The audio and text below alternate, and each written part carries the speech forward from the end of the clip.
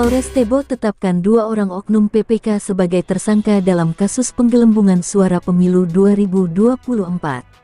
Tebo, Jambi, dimensitv-news.com. Polres Tebo menetapkan 2 orang panitia pemilihan kecamatan PPK sebagai tersangka kasus penggelembungan suara caleg pada pemilu 2024 pada Jumat, 5 April tahun 2024.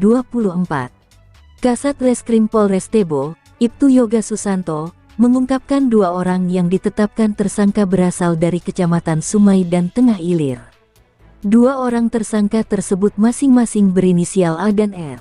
Iya benar, untuk oknum PPK Sumai dan Tengah Ilir, penyidik sudah menetapkan 2 tersangka, kata Ibtu Yoga pada Jumat, tanggal 5 April tahun 2024. Sebelumnya polisi telah memeriksa 9 orang saksi dalam perkara ini usai dilimpahkan Bawaslu Tebo. Ibtu Yoga mengatakan saat ini kedua orang tersangka tersebut belum dilakukan penahanan. Untuk penahan belum, namun penyidik sudah melakukan pemanggilan tersangka pertama, ujarnya. Adapun kasus penggelembungan suara ini terbongkar dalam rapat pleno KPU Kabupaten Tebo terjadi pada caleg DPR RI nomor urut 8, Syamsu Rizal.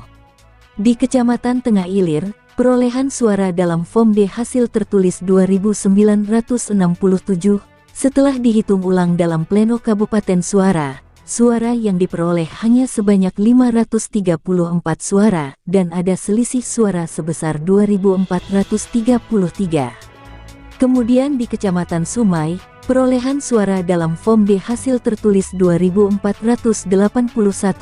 setelah dihitung ulang, suara yang diperoleh 1.157 suara dan terlihat ada selisih 1.324 suara. Sementara itu, suara Partai Demokrat di Kecamatan Tengah Ilir, dalam D hasil sebanyak 3.510 suara. Setelah dihitung ulang suara Partai Demokrat hanya 1.401 suara dan ada selisih sebanyak 2.109 suara.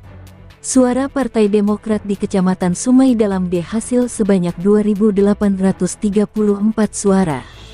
Setelah dihitung ulang suara Partai Demokrat hanya 1.652 suara, dan ada selisih sebanyak 1.182 suara.